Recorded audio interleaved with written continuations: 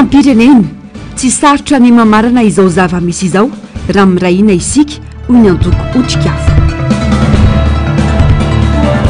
Fifidianana feno kolikoly nakaizina ny Bianco sy ny Pâques ary ny Samy Finina i Clémence Rarmirina. Toetrandro Noely umorana fiforonana oram-baratra manerana ny nosy. Manatitra ny arabatomboky lahy sy tomboky vavy tonga soa indrainao tanatin'izao fotoana ny fampalalam-baovao izao manasanao ampanajana ny tenako anaraka ny antsipirim-baovao hatramin'ny farany.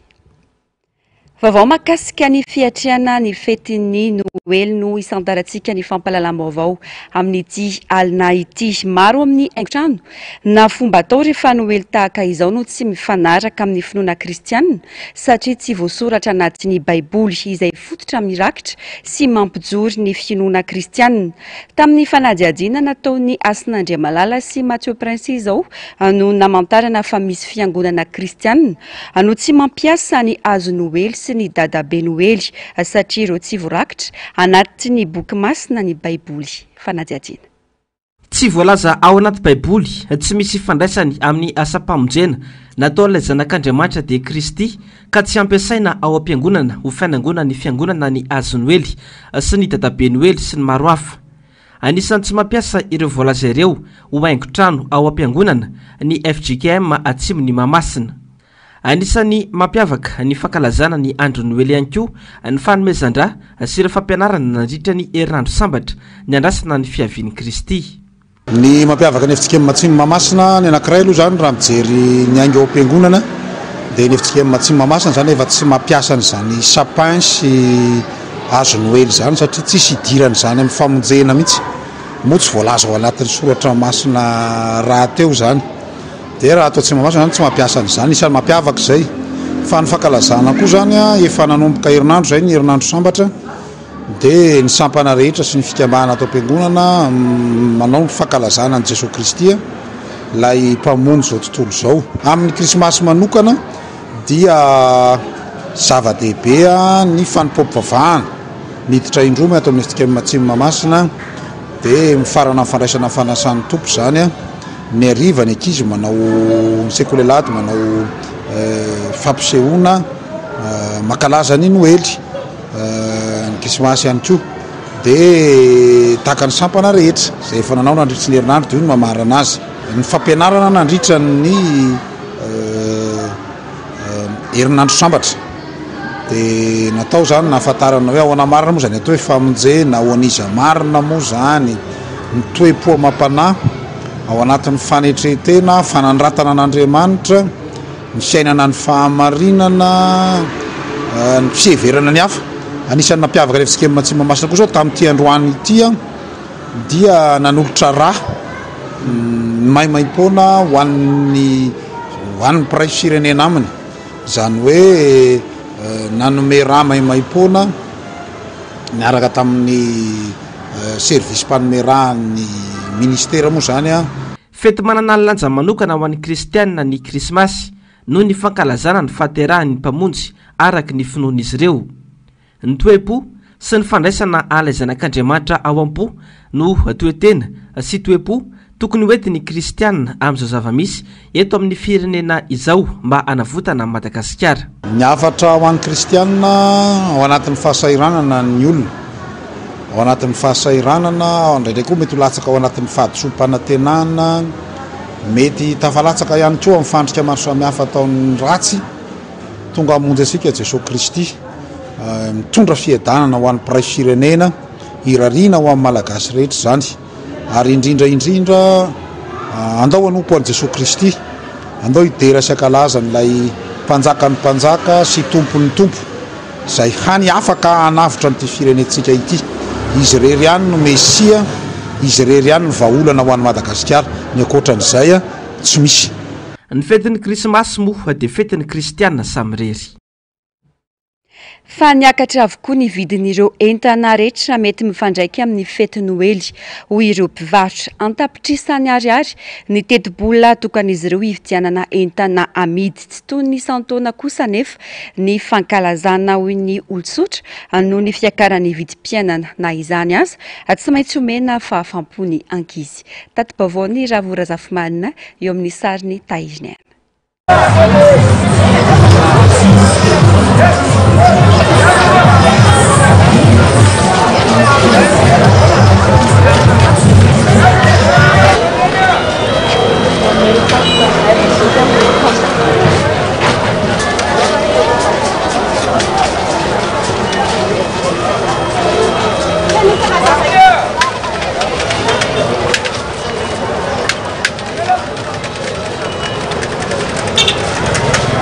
Ao anatin'ny fiomanana amin'ny fety ny ankamaroan'ny olona amin'izao, olona marobe mifamezivezy no tazana toy ny ety Analakely sy ny manodidina, ao ny mpiantsena, ny mpivarotra sy ny mpitatitra samihafa, mitohana ihany koa ny fifamoivoizana etsy ankilany. Ohatra ny isa-taona ihany ny fanomanana amin'ny fety, somary niova kely fotsiny satria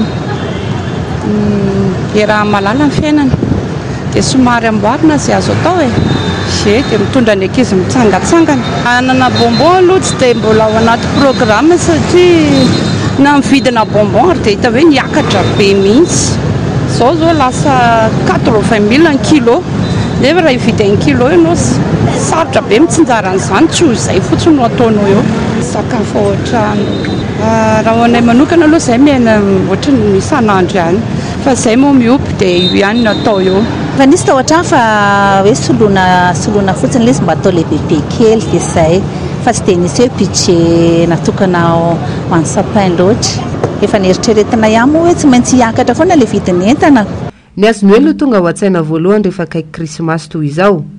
5,000 ny mora indrindra ary mihoatra ny 2,000 ny lafo indrindra. Mbola mandany any amin'ny 5,000 no mihoatra any raha naingo ny azony hoe amin'ny jiro mirehetrrehetra sy ny girlandy.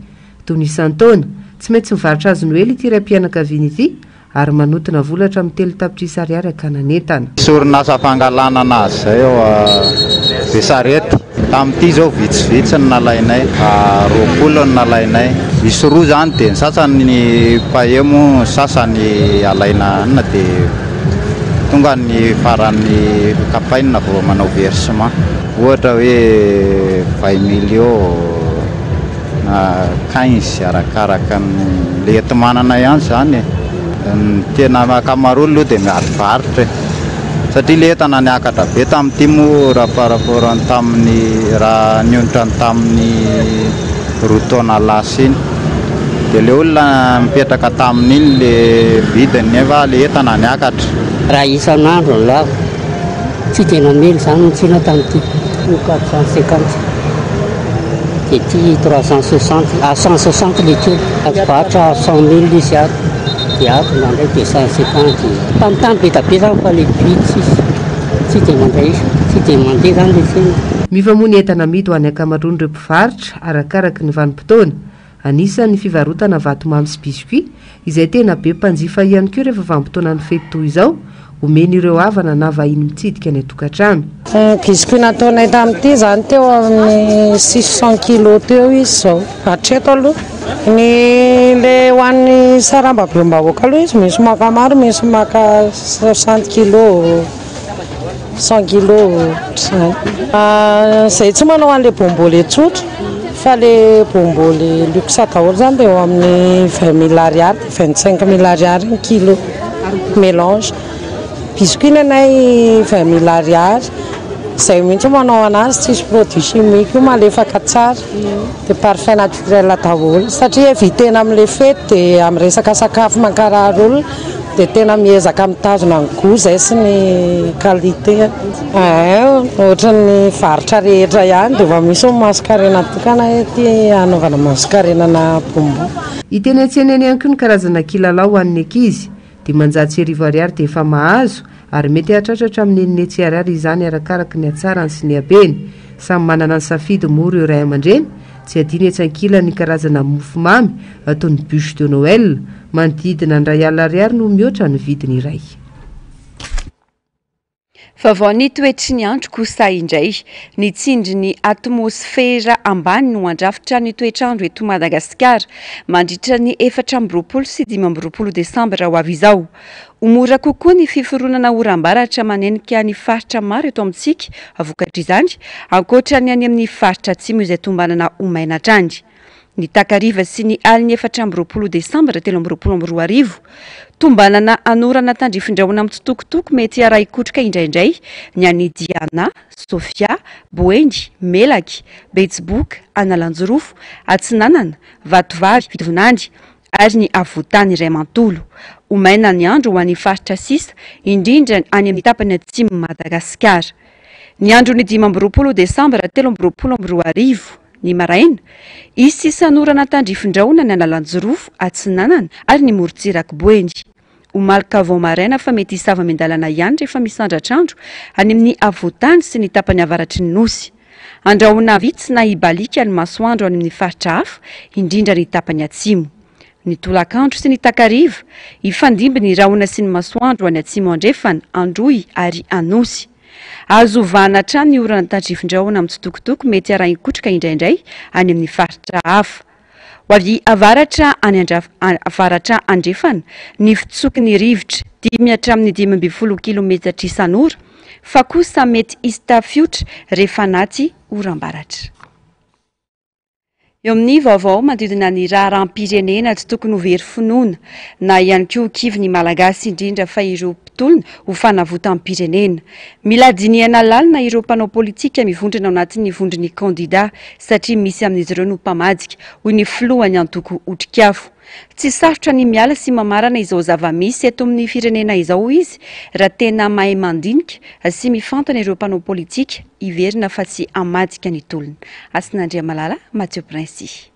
Tsy sarotra ny mamarana izao zava-misy eto amin'ny firenena izao raha mirahina isika hoy ny filohany Antoko Otrikafo raha namaropatitra ny mety sarisary politika eto Madagasikara amin'ny taona vaovao 2024. Ho an'ity antoko ity mila dinihana tsara ireo olona mandrafitra ny fitarihana antolona satria nisy tao anatin'ireo vondron'ny kandida ny mpamadika ho hatrany ny filohany Otrikafo. Io zany dia misy fomba fitenina olona malaza anankiray vahiny zay malaza tamin'ny sehatry ny politika nozy izy hoe tsy ny manao révolution akory no sarotra fa no misafidy namana hiaraka hanao an'ilay révolution zay no sarotra. Tiako tenenina zany dia tsotra be nanana expérience tsika reny tamin'ny hoe misy olona candidat 12 tsy mitovy hevitra fa ny ray tanatin'le hoe collectif de candidat eny mety misy tombony zay fa misy faingeza be ihany koa dia hitantsika hoe sarotra ihany koa zany hoe biby maroloha zany mialavitsiny fa fomba fiteny zay no hoe andeha iraisany zany sarotra zany dikan'izay zany ozy hoe misy lesona tsy maintsy tsoahana amin'ireny. Ho an'ny Otrikafo zany dia tsotra be ny fisafidianana namana mbola vonona hanoiny tolona ary tsy hamadika eny atenatenany ihany no everiko hoe tena zava-dehibe amin'ilay raharaha fa tsy fotoana ny fitambatambarany ratsotsony zany zao tsy fotoanan'le hoe dia ilaina ny rehetrarehetra sy vonona dia andao fa mila vahana tsara ny vary sy ny tsy parifary. Araka izany dia ny fifampitokisana eo amin'ny sampitarika sy ny vahoaka no mila amafisina tsara ho hatrany ny fanazavana.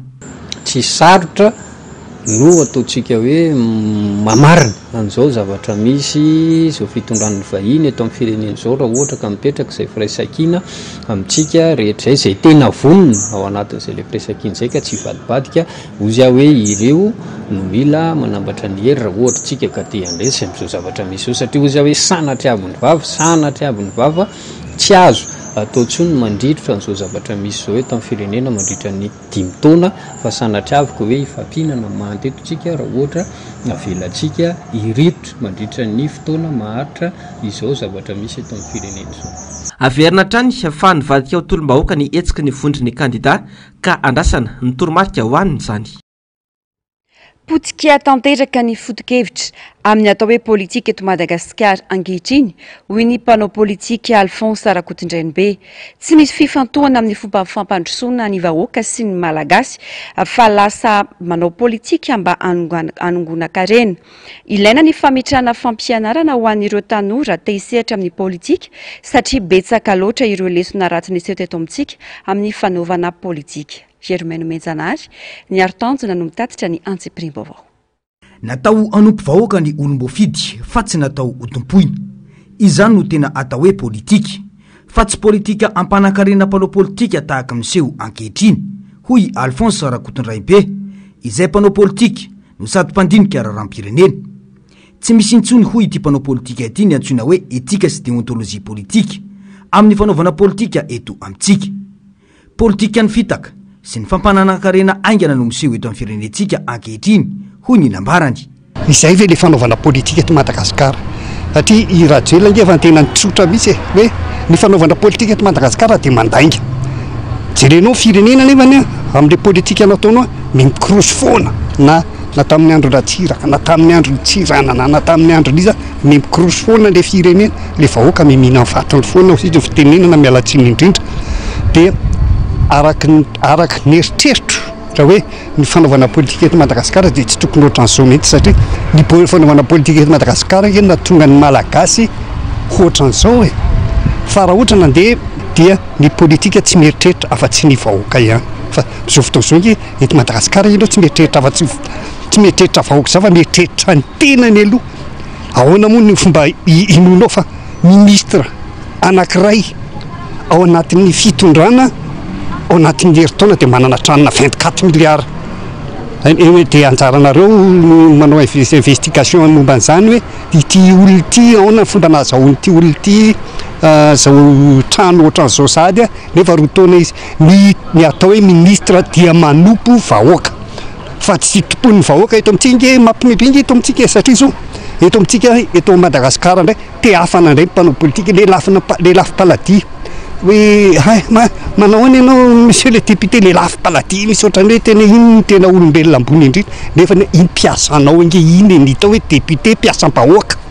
Ny politika tokony hisy eto Madagasikara dia ny manompo fa tsy tompoina. Firenena farany gisitry Madagasikara ankehitriny. Ny vahoaka malagasy no mahantra indrindra manerana izao tontolo izao. Kanefa ireo mpanao politika ampitantana ny firenena miliba amin'ny arembe sy tsy hita pesipesena tsy fatapototra. Ireo taray marika amin'ny voaka mampiseho tsy fahombiazam-pitondrana no tokony ampisokatra ny maso-panahin'ny malagasy hoy ny fanazavany. Tsy misy politika amin'ny fitiavan-tany razana izany eto. Lesona ho an'ireo taranaka sy ireo dimby ara-politika na ireo antsoina hoe relève politika atsoatsy. Izao zava-misy izao ho hiatrany ity mpanao politika ity. Ny olona tokony hoe anompo firenena zany dia ny vahoaka no jereny voalohany indrindra. Tsy mijery ny tenany izy aloha, tsy tokony tenany mihitsy no jereny satria ny tenany izy ange ovila voafidim-bahoaka no fidiny izy. Dika zany izy zany solitenan'ireo vahoaka ireo ary ireo vahoaka izy tokony anompo an'ireo vahoaka ireo. Fa ireo mpanao politika ao anatin'ilay izy dia raha vao jerenao fotsiny raha vao hoe tanora dia efa tena mialatsiny aminao fa tena olona ijery ny tombotry manokana ao anazy zay. Ka ny fanaovana politika eto amintsika ao aoriana kely eo dia fijerevana tombontsoa ho an'ny tena fa jamais ho an'ny firenena zany mihitsy. Ilaina ny fanabeazana ireo tanora eto Madagasikara eo amin'ny sehatry ny fanaovana politika hoy izy. Efa betsaka mantsy ny lesona ratsy nafafy tato anatin'ny 20 taona ho an'ny fanaovana politika izay zary lasa fotom-pisainana. Izany no mahatonga ilay fomba fitenin'ny jatovo ankehitriny hoe raha te hanan-karena dia manaova politika izay foto-kevitra mivoana tanteraka amin'ny famaritana ny atao hoe politika ho hiatrany ny fanazavany. Mijany eo amin'izay efa voan'ny politika izay andry mila tonga saina ny mpahalalana malagasy manoloana ny fanaovana fitaovana azy ireo entiny mpitondra motehana ny firenena fototry ny fampandrosoana ny firenena ny tandalana tsy misy fanavana ny fampiarana ny lalàna saingy mahonena ny fihetsika eto amintsika amin'izao fotoana izao i Clémence Rarinirina miantoka ny fiainam-bahoaka sy ny firenena ny fifidianana saingy ireny no fihetsika nasehon'ireo manam-pahaizana sy ny mpahalalana eto amintsika ho hiatrany nambarandry fanadihadiana. Tsy misy firenena androso anatina tsy fahanaran-dalàna ary ny firenena anjakany tsy fahamarinana toa ny Madagasikara no antsoina hoe République bananière. Atraiza marina, aroviana no tena anao ny asany araky ny lalàna ny anarany mpahilalàna malagasy. Fifidianana feno osoka sy kolokolo ny zava-miseho, saingy mangina ireo manampahaizana sy ireo mpahilalàna. Ireo izay miady ho an'ny fahamarinana indray no rahonana hogadraina hoy Clémence Rarinirina. Mifamadika tanteraka ny fampiaran-dalàna eto amintsika. Ny tokony ho voasazy sy ho tsaraina tsy atao, fa izay mitako fahamarinana sy ny fampiaran-dalàna no rahonana hogadraina sy ampiakarana fitsarana. Fantatritsika tsara atao anatin'ireny vanim-potoana ny fanatanterana fifidianan'ireny no nanomboana ny resaka fizarana jiro e tsero io. Tamin'izany moa zareo izay nazo ny fampanantenana no niteny taminareo mpanao gazety hoe nampanantenana telo etsy zay, nampanantenana an'izao zay, nampanantenana tosika fameno zay. Iverenako kely ny article navoaka Le Monde indray mandeha dia nilaza izy hoe misy olom-bofidy avy amin'ny IRK moa zany anankiray no niteny hono hoe io fizarana io tsy hoe akory nampanantena voly zahay fa io fizarana io kosa dia ataonay priorité na ataonay lara-pahamehana ireo izay nahazo an'ilay karatra rehefa tonga eo amin'ny fitondrany zay. Zany aneka tena kolikoly miariary ary apetraka foana ny fanontaniana isaka miresaka aminareo mpanao gazety tahaka izao hoe aiza ny andraikitra izay raisiny ireo tompona andraikitra miady amin'ny kolikoly ireo antanatoam-pahefana maro samihafa izay tokony anasazy sy hiteny manoloana n'izao zavatra zao satria zao zavatra zao rehefa mamaky sika ny lalàna vaovao mikasika ny kolikoly dia kolikoly zao zava-misy zao hoe any amin'ny fifidianana ianao no efa manomboka mampanantena zavatra sy mizara zavatra dia tohizanao aty aoriana ilay izy efa fitohizana kolikoly hatrany zany zavatra zany ka tokony andraisana fepetra. Fa eto amintsika mampalahelo dia zao hoe ireo olona tokony ho saziana tsy saziana fa ireo olona izay tena tokony mendrika ho saziana zany tsy saziana fa ny olon-kafa indray ny saziana raisiko ohatra amin'izany zao le resaka fitorahana ny helikopteran'ny ministra teo aloha niaraka tamin'ireo mpanao propagande tamin'izany fotoana Tery Andramasina dia hoe ny saziana 10 taona sasy miatra kanefa nireo olona izay nitapoky itam-pirenena nahazo nareo mpanao gazety sary na napotika fiara Tery Andavamamba tena hoe manao atteinte mihitsy am'le hain'le olona dia nefa na jerena fotsiny tsy isy toy ny eny fa na dia misy aza amin'ny fitoriana. Ka zay ny teneniko hoe mandra-pahoviana no asahiny ireo rafitra isan-karazany ao anatin'izany ny fitsarana mandray andraikitra ny amin'ny hoe ity misy zavatra tsy rariny dia tokony hijoroana fa ho jerena fotsiny ohatr'izao foana ve tia ho aiza ny efa raha ty malagasy ty ho aiza ny efa raha Madagasikara izay tena efa mantra sy latsaka anaty lavaka mangetsikoetsika amin'izao fotoana izao. Ho sarotra no avy ny fandrosoana raha izao endrika fampiaran-dalàna izao no mitohy hoy hatrany Clémence Rarinirina. Tsy maintsy ataony politika ahafana mitondra fanovana tsaratsara kokoa eto amin'ny firenena ho nisy olom-bavam-bahoaka Tontsoa Andriamampandry na eo aza ny antsoina hoe trève. Izy fiovana goavana eto Madagasikara amin'ny taona ho avy io izy satria efa manomboka tonga saina ny vahoaka amin'ny fampahantrana ataony mpitondra fanjakana mbola eo ihany koa ny fanoerana ilaza ny tsy mety ataony mpitondra raha nambarany atrandry. Ravirazafimainina Taitrinena. Ao anaty fahasahiranana nivoaka malagasy ankehitriny sarotra ny amela ny mpiray-tanindrazana irery anaty fahasahiranana hoy ny solombavam-boaka Tontsoa Andriamampandry mbola eo ny fanoerana ary andraindraikitra hatrany.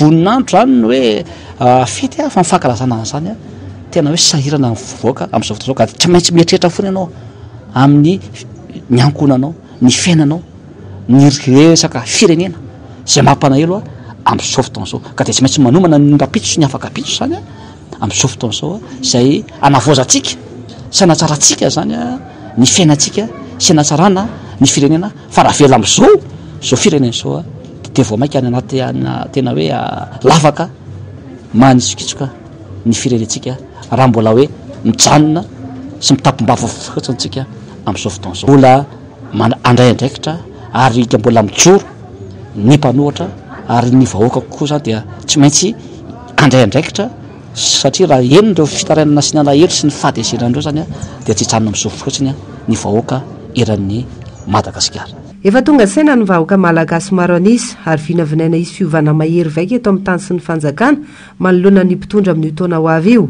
Nanamafy ny solombavam-bahoaka ao amin'ny boriboritany fahaenina fa iamafy ny fahasahirana nefa misy ankehitriny amin'ny taona 2024. Ka samy ino efa tonga saina daholo ny vahoaka maro anisa amin'izao fotoana izao ka amin'ny taona ho avy io zany dia ahery vaika zany tsy fanekeny vahoaka zany tsony izao fitondrana izay mampijaly sy fitondrana izay nampantra ny vahoaka izao na ara-politika io na ara-toekarena io na ara-tsosialy io na ara-piarahamonina io zany a dia mikakaiky adaony ny voaka ary vao mainka ho mafimafy kokoa izany fahasaranana iazon'ny voaka zany amin'ny taona ho avy io a satria hitantsika tsy mandeha amin'izay loaniny ny fitondrana ny raharaha-pirenena fa hitantsika fa tena nanjaka loatra ny kolikoly ny atao hoe corruption électorale zay mbola nanampitrotraka zany a ny kolikoly avoleta amin'izao fotoana izao za manokana zany a dia mino ary manantena fa rehefa mirahina ny vahoaka dia isy fiovana mahery vaika amin'ny taona io na fiovana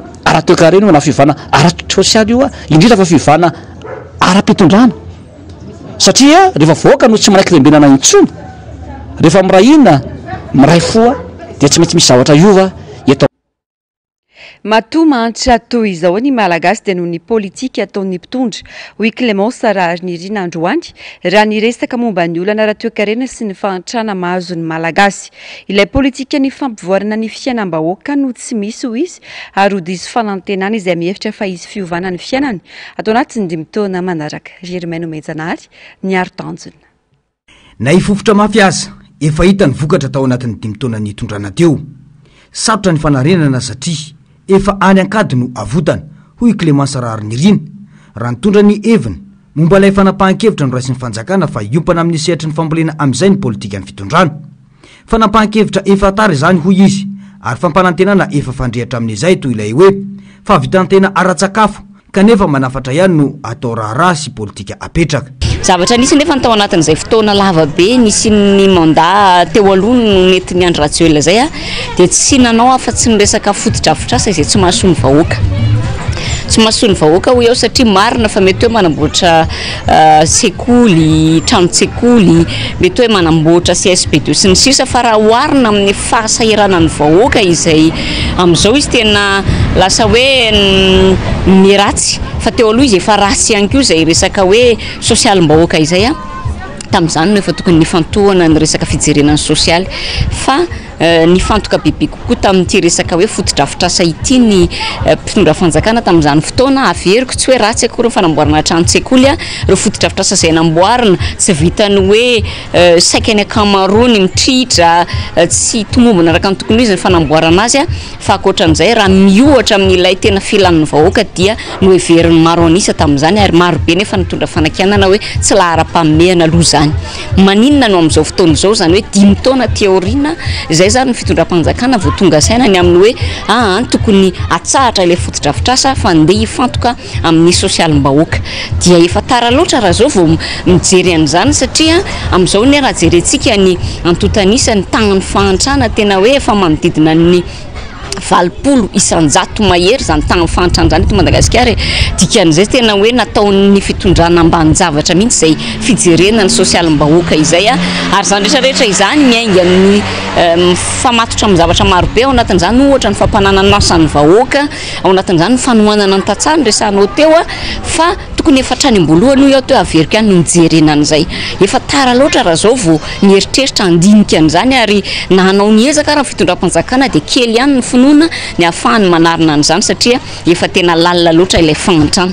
tsy isy fiovany zany eto satria ny teo ihany no mbola ho eo ny tsy fahaiza mitantana fa manampitrotraka ny politika ny fandreporebena sy ny fampiasonana tahaka ilay velorano no dradradradraina hatramin'izay efa tara raha izay satria raha vola raiky amin'ny 50 tapitrisa dolara no eritreretina nanamboarana ny resaka tsy disa euro sa dolara izay ny eritreretina nanamboarana ny teleferiky io efa nahavitana zavatra be dia be raha tena hoe nanao lahara-panomehana ny resaka sosialy sy ny resaka ataontsika hoe ny fanamboarana lalana ohatra izay mifamatotra foana ihany amin'ny sosialim-bahoaka satria ireny ahafahan'ireo tantsaha mamoaka ny vokatra sy ny sisa ahafahana manatsara amin'ny fari-piainany ka tara loatra hoe ao amafisiko izay raha zao vao hijery an'izay lafin'izay ny velorano natao mipatrapatraka tamin'izany fotoana izany 3.70 nisany tamin'izany nefa nolazaina fa hoe ho isan'ny andeha hanondrana vary amin'izay tsika fa tsy anafatra vary intsony mandraka tia ny androany nefa vao maika zany tombony varafara Madagasikara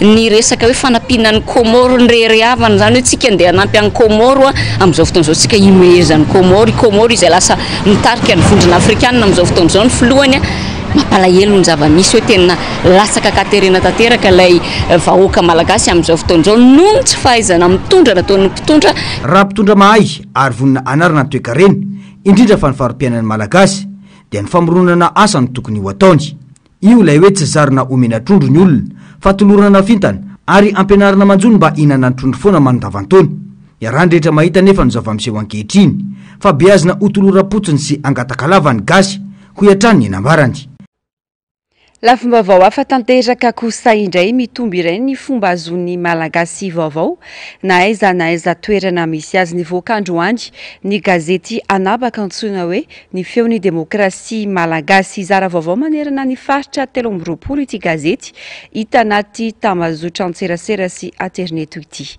Asinandria Malala Mathieu Prince Miamazo vana eto Madagasikara ny gazety anabaka na ny fomba fahazahoan'ny malagasy vaovao amin'ny alalany tambazotra tserasera sy ny internet. Androany zao nampahafantarina ny fisina gazety anabaka vaovao antsoina hoe feon'ny demokrasia malagasy faneho-kevitra malalaka atao anaty fifanajana. Tsy afa-miala amin'ny internet itsony radio ny fiainan'ny zanak'olombelona ka anamora ny fizaram-baovao ny tanjona. Eo ihany koa ny ampahafantarana manerana an'izao tontolo zao ny zava-misy marina eto Madagasikara araka izay anarana entin'izay. Araka ny teneniko teo moa zany hoe feon'ny demokrasia anisany jerentsika ny hoe fahalalahana maneho hevitra ny eo amin'ny lafiny zay hoe demokrasia zay dia nampitondrainy an'le hoe feon'ny demokrasia malagasy le izy satria zavatra mampiavaka ny nazy aloha zany dia amin'ny teny gaso rano fotsiny na ny ao anatin'ny site web na ny raha fizarana rehetra zany dia amin'ny teny gaso rano ray fotsiny ary mampiavaka an'izy hoe feon'ny demokrasia araka ny teneniko teo hoe malalaka tanteraka tsy misy tsindritsindry na ara-pinoana na ara-politika ny fanatanterana ny asa fa dia natao ho an'ny isitrahany vahoaka malagasy ny zoany ary izao tontolo izao ihany koa fantatra ny zavatra misy ato Madagasikara sy indrindra ny teny gasy satria dia tena hoe amin'ny teny gasy ranoray fotsiny. Manampaizana malagasy avokoa no ny kirakira izao gazety anabaka izao. Nanomboka tamin'ny bitika indrindra hatramin'ny goavana indrindra dia ny fiarovana ny tranokala sy ny pejy misy azy. Fa ny fiarovana ny tranokala tokoa dia rahantsika mahafantatra fa mirongatra izay tsy izy ireo jiolanety na ny antsoina hoe pirateur na ny hacker fa ity feon'ny demokrasia ity dia izahay mpisehatra ao anatin'izy io dia olona maty anina amin'ny filalaovana internet développeur web daholo ny ao anatiny ny kabiazana zany dia azo antoka tsara ny fiarovana azy manoloana ireo etraketraky ny sasany izay mikasa animba. Raha tsy aivina dia misy antanatohatra maro eo anaty lalàna ny fananganana orinasa gazety anabaka tahaka izao. Maro nefa ankehitriny no manangana pejy na trankala no misoloky ho mpanao gazety ka ilana ny fahamalin'ny tsiraray amin'ny famoaham-baovao izay ataon'izy ireny. Fanody mandry alina teo amin'ny 17 taona ny Donga William, mpanao gazety teo anivon'ny radio Madagasikara. Nanomboka ny 13 Desambra lasa teo no naratra hatry ny AVC ny tenany ka notsaboina teny amin'ny hopitaly ny miaramila Soavinandrina no izao nindao sy ny fahafatesana izao.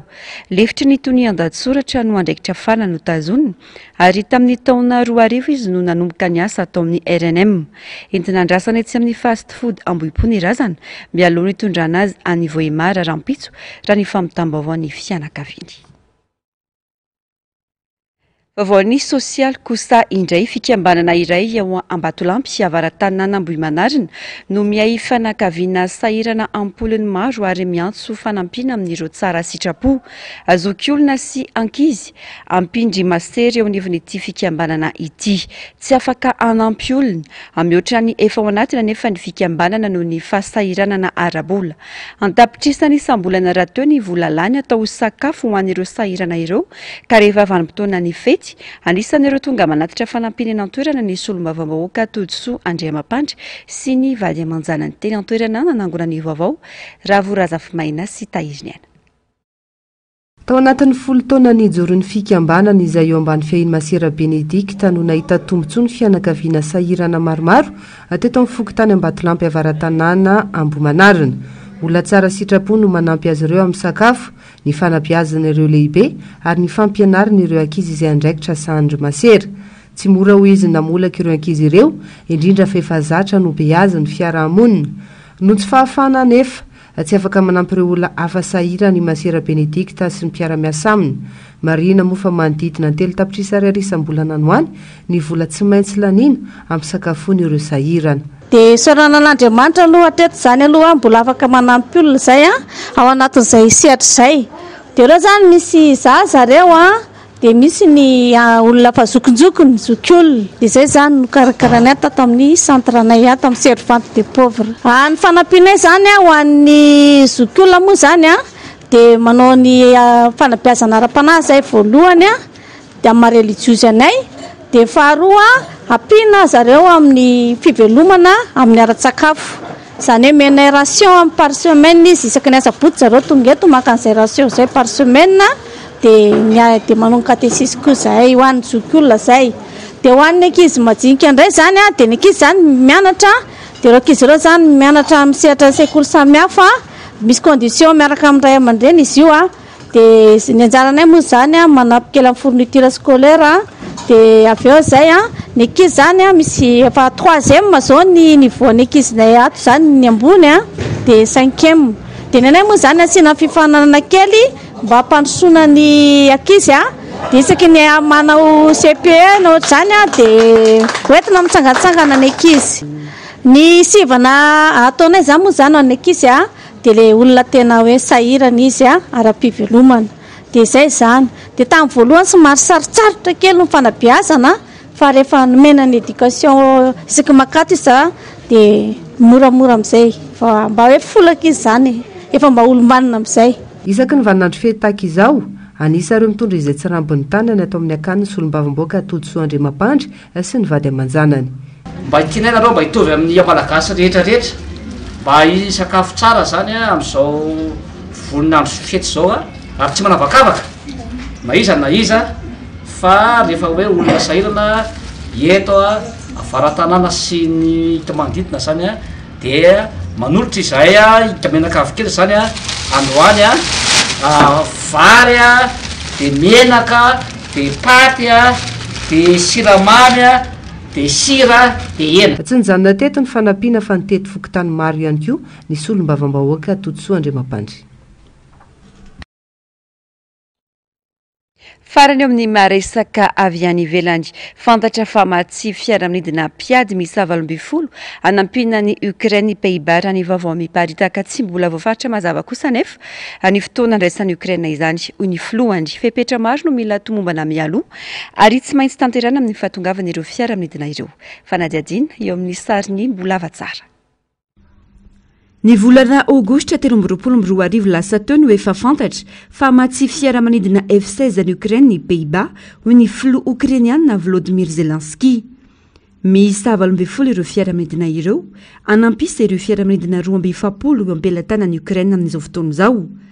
Hatramin'izao kosa tsy mbola voafaritra ny fahatongavany any an-toerana. Singa iray manandanja indrindra amin'ny fifanarana momba ny fanohanana ara-tafika ny Ukraine izao hoy ny fanazavana. Maro ireo fepetra tokony ho feno mba hatomombana ny fahatongavana ireo fitaovana ireo raha ny fanamafisana nataon'ny gouvernement any Pays-Bas. Anisan'izany fahazon-dalana anondrana fitaovam-piadiana izay tsy maintsy avoaka ny ministry ny varotra sy ny fiara-miasa amin'ny fampandrosoana. Tsy maintsy misy ihany koa ny andrana tao amin'ireo fitaovana ary mitaky fikojakojana izany amin'ny maro amin'ireo fiaramanidina ireo. Laram-pamiana ihany koa ny fanofanan'ireo mpanamory Ukrainiana amin'ny fampiasana ny fiaramanidina vaovao, fiofanana izay atao any Danimarka ny ampahany. Fantatra ihany koa fa efa nandefa fiaramanidina mpiady F16 anampy amin'ny fanazarantena tamin'ny volana novambra teo izy ireo. Tapitra ny fampahalalam-baovao mankasitraka fenanao nanaraka izany hatramin'ny farany. Orainao izao avy hatrany kosa ny fandarana ahoana marina ny Global News ary ny fandarana Tsiay fa mintinana aminao ny andiany voalohany amin'ireo vaovaony songadina tamin'ny ity taona 2022 ity. Aorian'izay kosa ny horonan-tsary mitondra ny lohateny hoe Sister Act 2 Back in the Habit. Ny sampana fampahalalam-baovao tonkilasy tongivavy mametraka ny veloma mandrapitafa ho amin'ny manaraka indray ary mirary anao sady anao fety ny Krismasy sambatra. Veloma tompoko.